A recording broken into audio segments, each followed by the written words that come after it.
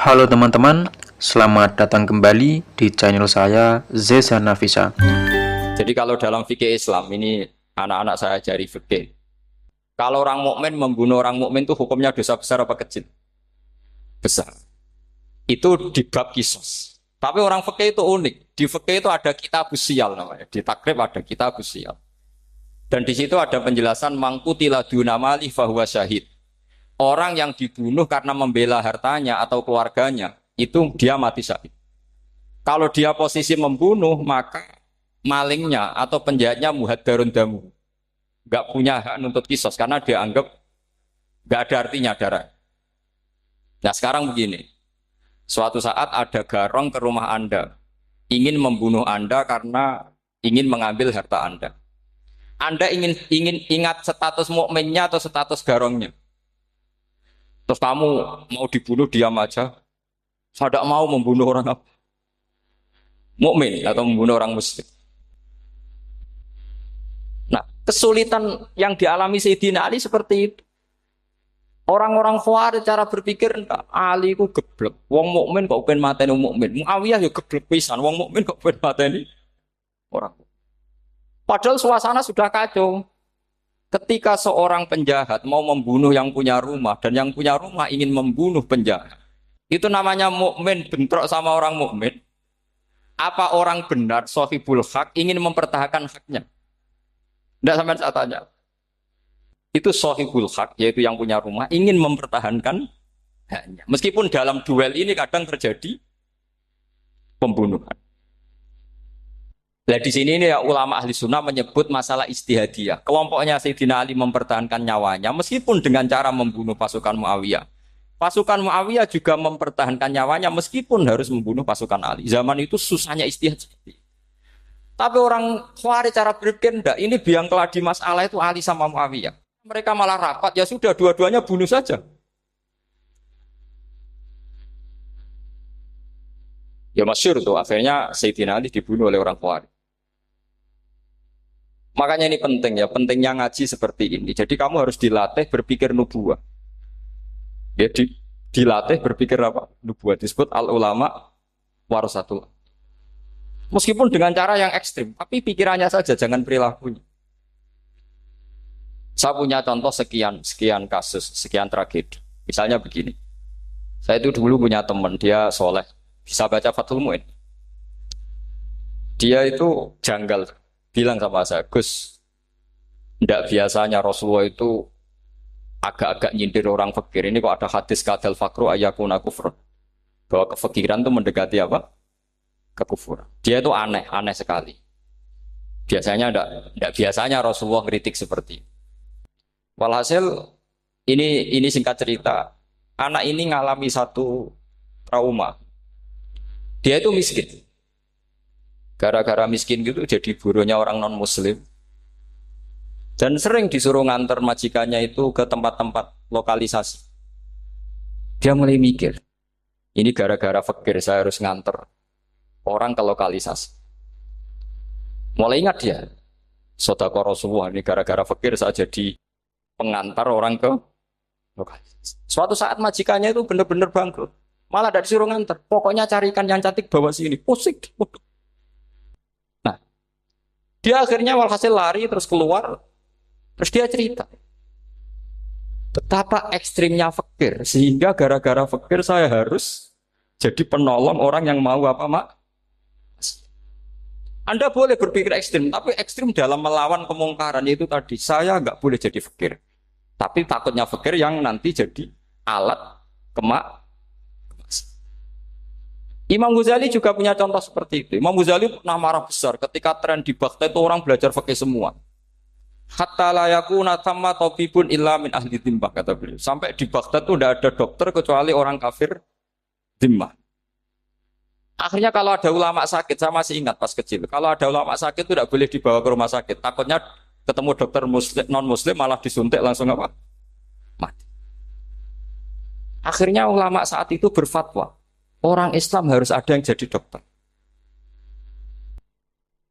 Banyaklah gus-gus yang sekolah ke dokter.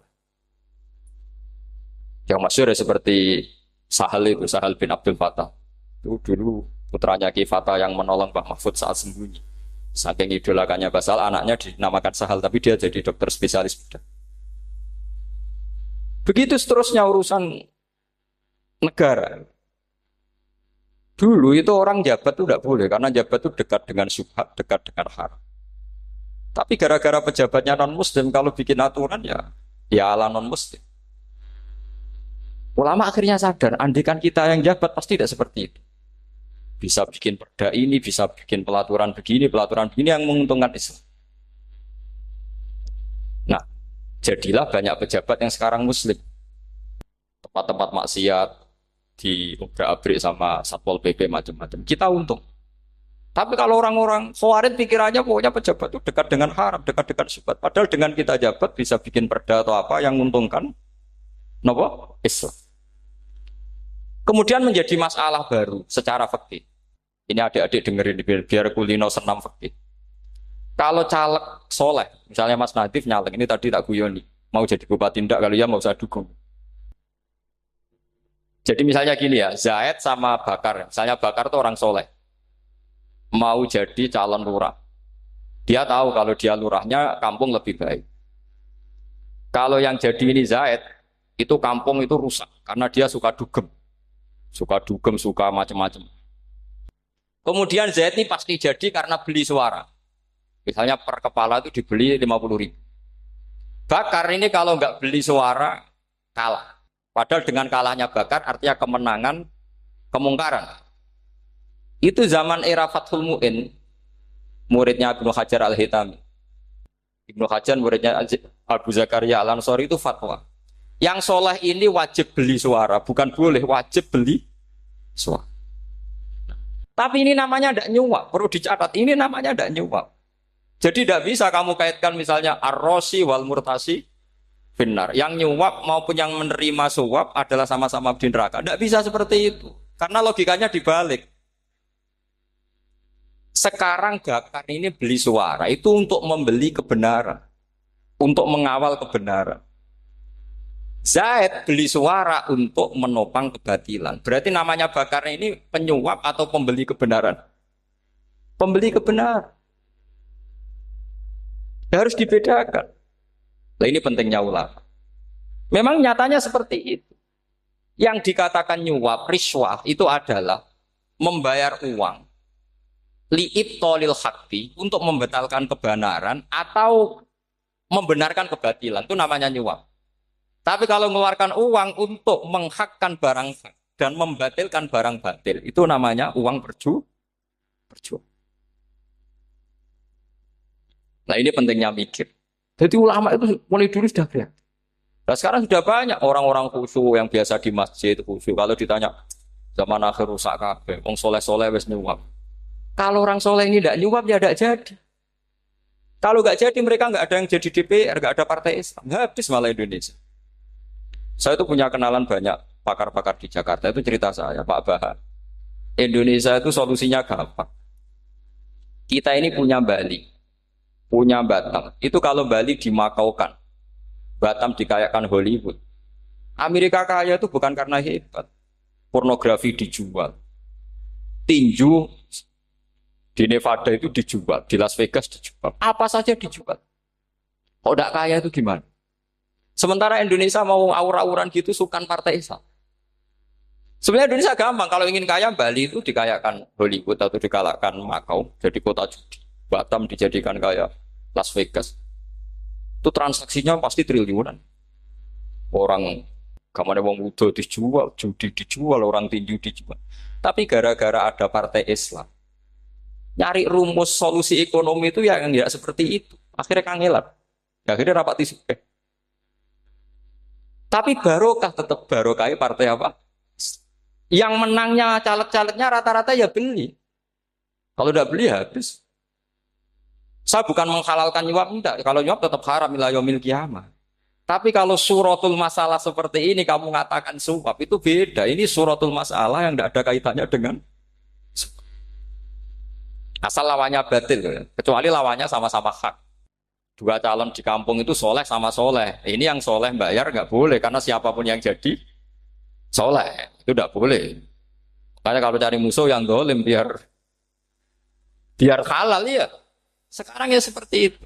Kamu biasa heroik, biasa ngasih kiai kamu, ngasih hadiah kamu, biasa ngasih ibu kamu uang. Ternyata ibu kamu setelah kamu kasih uang, dikasihkan adik kamu atau kakak kamu yang nggak pernah kerja, terus kamu marah-marah, ini tidak adil. Saya yang memberi nggak dikasih, ini yang nggak kerja dikasih terus. Loh kamu biasa jadi pahlawan kok turun kelas menjadi apa? Pasien. Kamu milih jadi pahlawan apa pasien? Pahlawan. Jadi sebetulnya faham-faham ekstremis ini dari kegoblokan. Dari kegoblokan berpikir nubuah sehingga tidak punya rasa ibadah. Lah ini yang menjadi orang-orang ekstrim. Jadi korban pertama ekstremitas itu bukan sahabat tapi Rasulullah Shallallahu Alaihi Wasallam, yaitu Nabi dibilangin oleh mereka, "I'dil ya Muhammad, kamu kalau bagi harus adil." Pikiran mereka kalau adil sama rata sama. Jadi kalau pakai pikiran itu, saya minum di sini itu haram. Mau ndak ikut bikin kok minum. Enak tamu, toko-toko mangan, sing masak kangelan urung. Itu jadi edan bareng. Itu sama seperti kasusnya Bahram Al-Majusi. Dia itu seorang raja kaya, punya anak cantik. Dipikir-pikir, anakku ayu dirabek nang liya rugi, sing gedhekno aku sing rumah aku dirabi wong liya. Maka dia berpikir mau dinikahi sendiri. Karena tadi melihat Mas Nadif ya orang Kenya tadi, apa Nigeria? Nigeria. Malah gak layak itu maksudnya orang. Ini Mas Nadif ini termasuk harus mendukung gerakan tidak ekstrim. Nyawanya masih itu karena barokahnya beliau agak-agak gitu. Tapi nggak sampai liberal ya, agak-agak pokoknya itu. Karena ketika ada gerakan ekstrim di Mesir, itu termasuk dia DPO. Ternyata setelah ada intelijen, beliau pas buka itu nggak makan dulu tapi rokok dulu. Wah ini mesti orang sekuler, nggak ekstrim. Akhirnya nyawanya sampai sekarang itu barokahnya rokok pas iftar itu pas. Nah, tanya ini masih hidup ya Mas? Ya pernah sepuh sama saya. Jadi pikiran-pikirannya Bahram itu seperti itu. Walhasil akhirnya Bahram itu menikahi anaknya sendiri. Masyhur itu dalam cerita. Jadi ceritanya itu ada seorang wali tidur di Masjid Haram sama Rasulullah, ditemuin gitu. Terus kata Rasulullah, salam saya untuk Bahram Al-Majusi. Ternyata dicari-cari nggak ada Bahram lain kecuali Bahram yang berdua, bahkan anaknya sendiri mau dinikahi. Ya cara berpikir karena seperti itu. Kalau kita berbuat banyak harus dapat. Itu bahaya. Bahaya sekali karena kalau dalam teori beragama itu al-yadul ulya khairum minal yadis sufla. Kalau biasa ngasih ya ngasih saja, itu heroik. Itu bagus. Jangan biasa ngasih sekarang bermental apa? Makanya saya itu kalau ngajar di pondok yang dulu pernah saya belajar di situ atau yang pernah sepuh itu, dikasih itu bingung. Karena saya ya masih waras itu. Jadi kalau dikasih itu bingung. Tapi banyak juga guru-guru yang dulu ngaji lama setelah ngajar di pondok alma maternya nuntut. Itu saya tidak tahu itu. Itu sudah ada agak-agak kayak itu tadi. Walhasil si Bahram tadi itu, ini cerita harus saya teruskan karena nggak boleh diputus. Dapat salam dari Rasulullah. Ternyata di balik nakalnya dia itu pas mau bulan pertama, malam pertama itu ada seorang janda sepuh ke situ. Ganggu dia tentu ya. Ketika dikejar pulang lagi sampai 3 kali. Dia tanya, kenapa Bu kamu begitu? Katanya, saya ini anak-anak saya kelaparan. Kalau saya pulang anak-anak saya nangis minta makan. Saya ingin minta Anda. Tapi setelah saya ingat Anda ini majusi, saya mukmin, saya mukminah, saya pulang. Ya sudah Bu, kamu di rumah saja. Nanti saya kirimi makan. Dikirimi sendiri, padahal dia seorang raja, orang kaya. Barokahnya itu dia dikasih tobat sama Allah. Dan paginya ketemu tamu yang mengirimkan salam dari Rasulullah SAW. Akhirnya Bahram ini menjadi muslim. Tapi intinya berpikir seperti tadi itu salah. Bahwa kalau saya jasa banyak harus mendapat apa? Ini cara berpikir orang-orang Khawarij. Iya, saya pernah ditanya seorang dosen. Gus, saya ini kalau baca sejarah perang Badar atau perang Uhud, yang saya tidak nerima itu satu. Kenapa setiap ghanimah harta orang kafir dan istrinya orang kafir kok disita orang Islam, dan yang perempuan jadi amat, kemudian juga digauli orang Islam, yang hartanya orang kafir juga jadi asetnya orang Islam, kok kayak garong. Dia tanya seperti itu sama saya. Terus saya jawab, kalau sampean ada garong dan kemudian bawa senpi, senjata api, kemudian garong Anda, penjahat Anda lumpuhkan, ya senpi itu harus Anda kembalikan. Monggo penjahat ini kagungan jenengan beto wangsul. Karena ada milik Anda, harus dikembalikan. Wah, tidak bisa Bapak, kalau saya kembalikan pasti dipakai jahat lagi, dipakai kriminal lagi. Ya sama, kalau asetnya orang kafir dikembalikan ke orang kafir, akan menjadi aset kekafiran lagi untuk menghancurkan kita. Nah, perempuan juga sama. Perempuan itu alat produksi. Jika perempuan tadi dikembalikan ke orang kafir, maka kamu menolong populasi orang. Ya seperti itu. Paham? Makanya disita dalam perang loh ya, tapi dalam perang yang legal. Nah itulah kenapa amat halal. Makanya di Quran itu illa ala azwajihim aw ma malakat ayman. Paling enggak itu masih ada ulama atau pemikir atau ustadz siapa saja yang bisa memahami logika apa? Nanti kalau ulama ini sudah meninggal, orang akan mencibir Islam dengan cara mengatakan Islam itu jahat, yaitu menyita hartanya orang kafir dan istrinya orang kafir setiap kali terjadi. Karena pemikiran ini pasti sama-sama kutubnya, sama-sama ekstrim. Nah ini penting saya katakan. Makanya masyhur itu perdebatan Sayyidina Ali dan Muawiyah. Ini saya kutip sedikit. Ini ya sama-sama berpikir ekstrim, tapi ekstrim yang baik. Walhasil dalam satu kerja bakti di Masjid Kuba, itu ada sahabat namanya Ammar. Ini di depan umum, ini penting. Kalau dalam ilmu hadis di depan umum ini penting, karena nanti menjadi mutawatir. Beda dengan hadis yang Nabi ngendikan sama 1-2 sahabat, namanya hadis ahadi. Di depan umum Nabi guyon gini sama Ammar, ya Ammar waihak taktuluka alfiatul baghiyah. Ammar, kamu ini nasib kamu itu agak sial. Karena nanti yang membunuh kamu itu kelompok yang tidak benar. Alfiatul baghiyah itu kelompok yang tidak benar. Itu disaksikan sekian sahabat. Walhasil suatu saat Ammar ini ikut perang dan ikut pasukannya Ali dan terbunuh oleh pasukannya Muawiyah. Seneng Ali. Walhasil Ammar ditemuin sama Ali. Ya Muawiyah, al-ana dhuhara bi anna fi'ati haqqun wa fi'ataka baghiyah. Sekarang kelihatan siapa yang benar. Saya yang benar, kamu yang salah. Kenapa? Karena Ammar kelompokku dan terbunuh oleh kelompok kamu. Padahal kata Rasulullah yang membunuh Ammar adalah kelompok yang salah. Muawiyah pintar sekali, dia jawabnya gini. Laula kama kutila Ammar. Ammar terbunuh karena bela-belain kamu. Kalau kamu tidak nyuruh dia perang juga gak terbunuh kan. Jadi kamu ikut andil, terbunuhnya siapa? Ammar. Tapi apa kata Sayyidina Ali? Idzan qatala Rasulullah Hamzah. Kalau teori itu Anda pakai, Rasulullah pun membunuh Hamzah. Sekarang Hamzah perang karena suruhan siapa?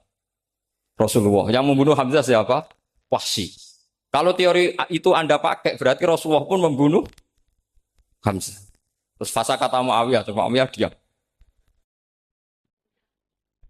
Jadi fikih pun tuh diputuskan lewat pikiran ekstrim. Tapi bukan ekstrim yang merugikan orang lain. Ya, kalau merugikan orang lain namanya sudah la dororo wa la diror. Dia menyalahi aturan itu. Makanya saya pernah ngaji di sini dulu ketika tahun kemarin. Fikih-fikih Islam itu punya rumus. Itu ya gara-gara pikiran ekstrim sebetulnya. Saya pernah nyontohkan adalah orang itu kalau sholat jenazah itu mayitnya di depan. Itu ulama fikih tidak ada yang punya alasan. Mau hanya bilang gini, hakadha wajadna salafan wa khalafan. Mulai dulu kalau nyolati mayit ya jenazahnya di depan. Ya hanya gitu saja, tidak punya alasan. Makanya ulama lain mengatakan tidak apa-apa jenazah di belakang. Yang sholat di depan. Kenapa? Fa innaha laysat bimanzilatil imam. Memangnya jenazah imam kok harus di depan? Itu ya tidak ada yang bisa bantah. Bagaimana mungkin harus di depan? Oh enggak, imam kok harus. Yang harus di depan itu imam. Jenazah itu imam apa enggak? Enggak. Terus alasan kedua, sholat ghaib. Kalau ada orang mati di Surabaya, Mas Nadib di sini, sholat ghaib boleh enggak? Boleh. Jenazahnya di depan apa belakang? Belakang. Di belakang kan? Berarti harus enggak jenazah di depan. Ya dia mau ngakeh yang jelas kalau itu. Lah ini contoh-contoh kecil. Nah orang Khawarij itu orang yang paling tidak mau menerima otak-atik seperti itu. Akhirnya jadi goblok bareng tadi. Ya makanya Rasulullah pun jadi korbannya Khawarij. Muhammad kamu harus adil. Karena pikiran mereka adil itu yang memberi banyak ya dapat banyak. Kalau pikiran nubuah tidak seperti itu. Kalau yang biasa memberi, biasa heroik, biasa baik ya biar tetap biasa memberi. Jangan dilatih jadi apa? Fasih. Ini mungkin adik-adik juga agak keberatan, tapi harus dilatih. Makanya saya itu jadi kiai itu ya mulai kecil anaknya kiai butuh kiai. Saya itu ya mulang tuh senang. Saya tidak pernah terlintas dikasih santri atau dihormati ya enggak. Mungkin sampai mati agak terlintas. Ya pikiran saya sederhana. Biasa mulang pahlawan malah sekarang pasien itu malah kayak cemen, kayak turun kelas itu. Jadi saya terus ya enggak kepikiran sama sekali. Loh kalau saya minta sama Allah karena itu atasan saya. Makanya ada ulama yang ekstrim gini, ini kisah nyata. Ada ulama alim datang ke seorang raja. Rajanya ini soleh padahal. Ternyata pas raja itu berdoa, ya Allah saya kasih ini, kasih ini. Padahal ulama tadi itu mau mengajukan proposal. Mau minta apa gitu. Terus dia pulang ketika ditanya, Pak Kiai kenapa pulang? Ternyata raja itu minta zat yang sama yang saya mintai. Kalau raja saja masih minta, ngapain saya minta raja? Saya akan minta zat yang dimintai raja. Terus pulang dia. Wah, itu ya pikiran ekstrim, tapi bagus ekstrimnya. Saya akan minta zat yang dimintai. Kalau sampean kan uteke saya les, sholat dinteni, tetap jalo. Oh, orang mikir seperti itu. Memang salah didik, salah itu tadi. Nah, ini harus dilatih.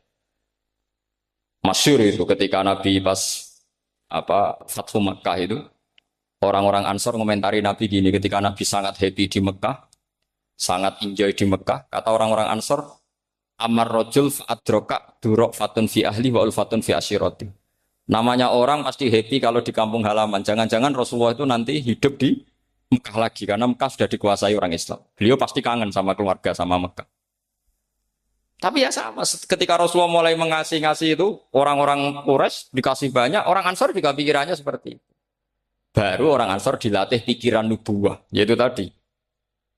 Mereka itu dapat kambing, dapat sapi, terus pulang. Kamu mendapat saya, milih mana? Milih Rasulullah Shallallahu Alaihi Wasallam. Sekarang kamu saya balik. Kamu punya kiai, kamu bisa memberi hadiah, memberi beliau. Suatu saat kiai Anda ini kaya raya, terus sering ngasih orang-orang yang nggak pernah berjasa. Kamu nggak pernah dikasih. Itu kalau pakai pikiran Khawarij, kiai ini salah karena ngasih orang yang tidak berjasa. Tapi kalau kamu pakai pikiran nubuah, enggak. Alhamdulillah saya tetap istiqomah memberi kiai itu. Dan alhamdulillah enggak dibales. Semoga balasannya di akhir. Ya sudah seperti itu.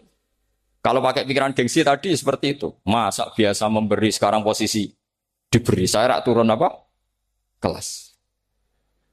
Jadi sebetulnya pikiran ekstrim itu boleh, tapi untuk yang seperti ini bukan ekstrim yang tadi. Makanya ini disebut al-hujjat.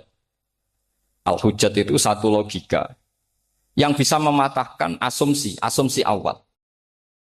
Ini saya harap santri-santri matolek, putra maupun putri berpikir seperti ini. Sehingga sama. Jadi misalnya sekarang dibalik.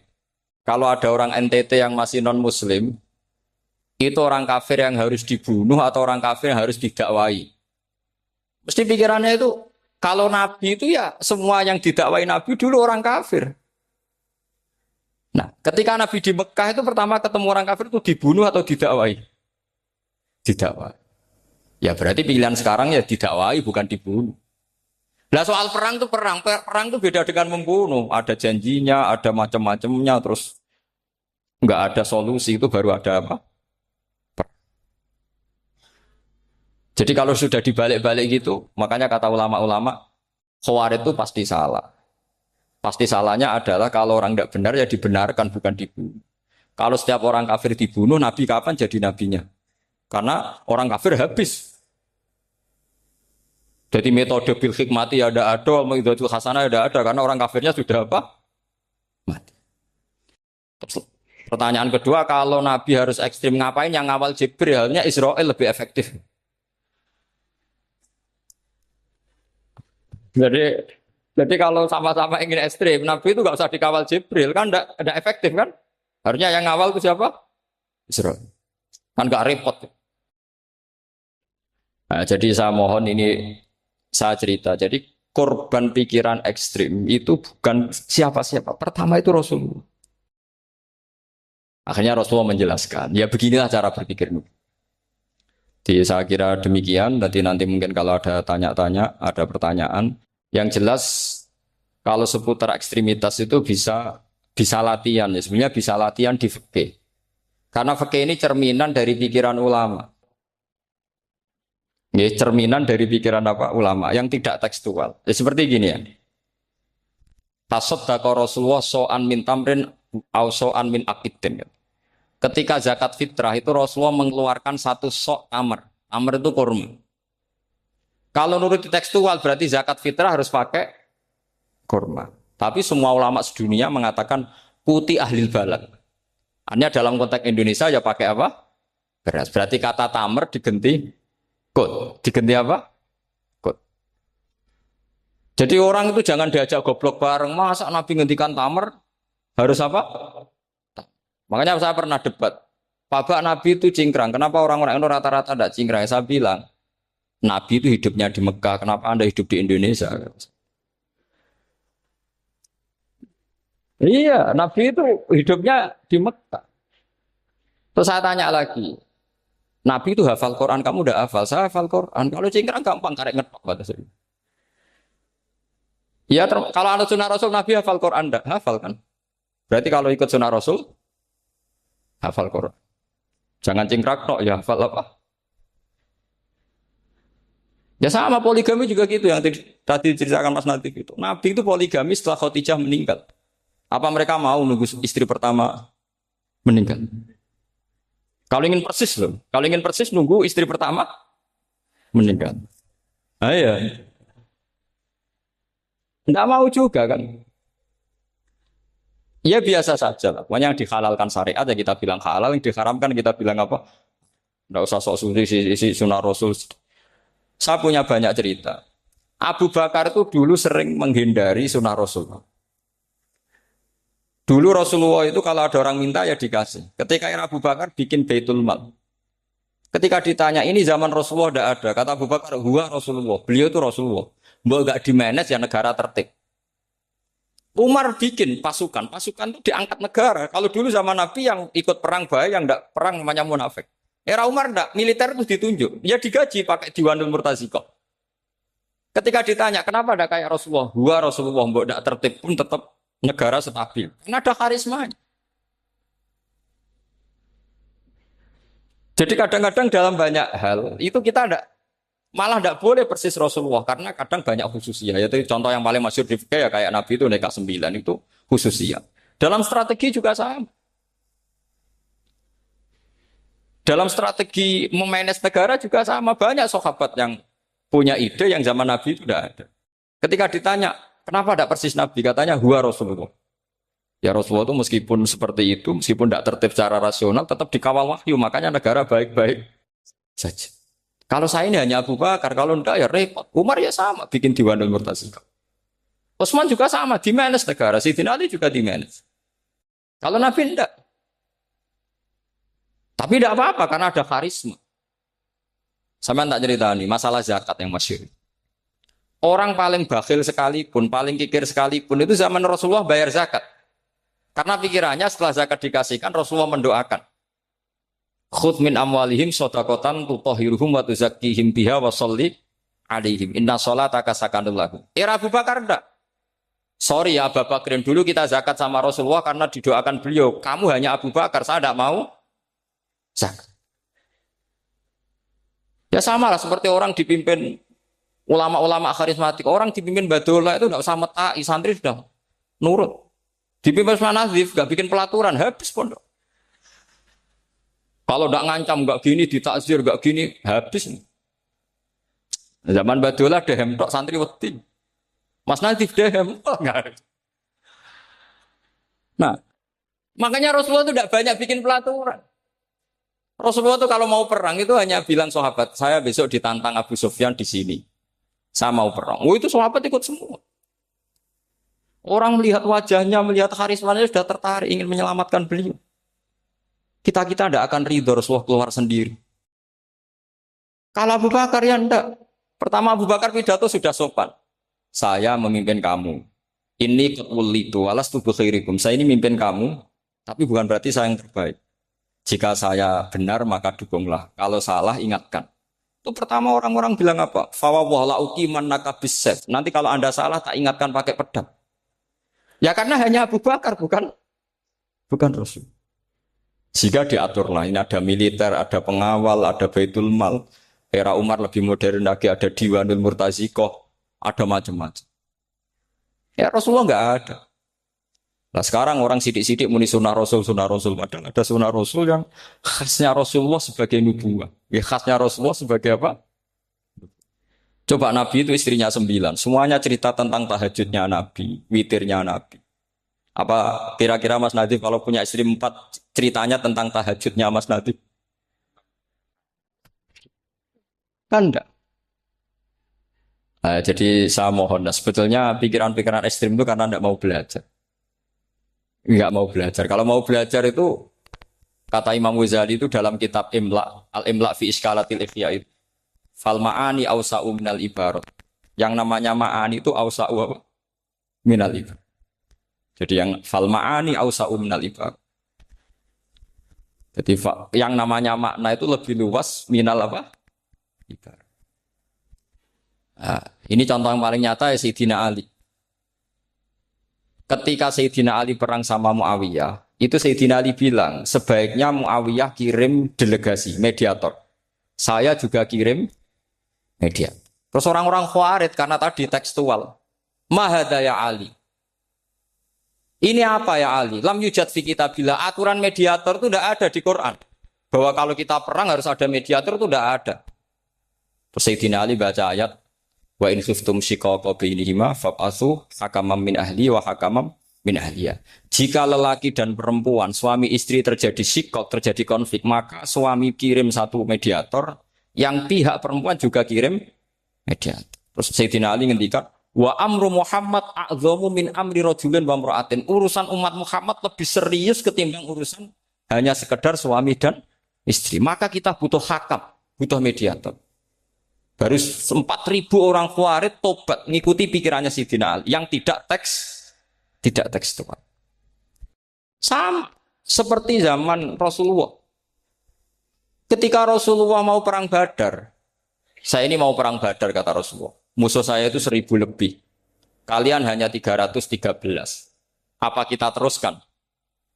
Itu sahabat langsung bilang gini, saya itu hafal teksnya. Idzan lanaqulu laka kama qalat banu Israil fathab anta wa rabbuka faqatila inna hahuna qaidun walakin idhab anta faqatila inna ma'akum muqatilun. Ini kelihatan sekali bahwa para sahabat sudah ada tekstual. Orang-orang Bani Israel ketika melihat Musa katanya sakti dan orang dekat Allah, itu cara berpikir orang Bani Israel gini. Walhasil ada perintah supaya Musa itu merangi kaum Jabarin. Orang Jabar ini gagah-gagah. Pikirannya orang Bani Israel. Musa kami itu sakti dekat Allah. Ya sudahlah sama Allah saja sana. Tak tunggu di rumah kabarnya. Itu kan sama dengan santri semedit. Rohya ini suga. Meski aku suga. Terus tak pikirkan seperti itu. Ya sama seperti itu. Nabi ku kekasih Allah. Mesti perang menang. Terus tak ewangi mesti menangis. Fadhab antawara buka. Faqatila inna hahuna. Kok itu? Ya sudah kamu berangkat saja sama Tuhan. Tak tunggu di rumah. Tapi apa kata para sahabat Ansor ketika Nabi minta supaya mereka dukung di perang Badar? Langsung bilang, idzan lanaku laka kama qalat Bani Israil. Kita tidak akan bermental kayak Bani Israil. Ini tekstual pada enggak. Mereka punya mafhum, punya pikiran. Cara Mas Nadi punya kreatif. Bahwa ini mental yang bejat, kita tidak akan meniru seperti itu sahabat. Jadi dulu sahabat itu makna di Quran juga ada tekstual. Jadi bisa memahami. Nah sekarang orang memaksa semuanya harus tekstual. Ya meskipun tadi jangan terlalu liar terus menjadi liberal. Tapi saya tidak tahu kalau contohnya Mas Nadif tadi pakai kondom, sistem kondom tidak tahu itu pikirannya Jil apa Mas Nadif tidak tahu saya itu. Tidak tahu kok sampai sembeling itu saya tidak tahu itu. Oh, lagi juga kalau tidak bisa nyontohkan yang di luar itu, saya itu ya tidak tahu. Mulai dulu ilmunya yang seperti itu terus, ya tidak tahu lagi. Jadi mulai dulu zaman Nabi pun itu sudah ada pikiran-pikiran seperti itu. Jadi tekstual atau harfiah itu ya enggak. Nyatanya sahabat langsung bilang idzan lanaku rulaka kama Terima qalat. kasih sudah menonton. Mudah-mudahan bisa bermanfaat. Assalamualaikum warahmatullahi wabarakatuh.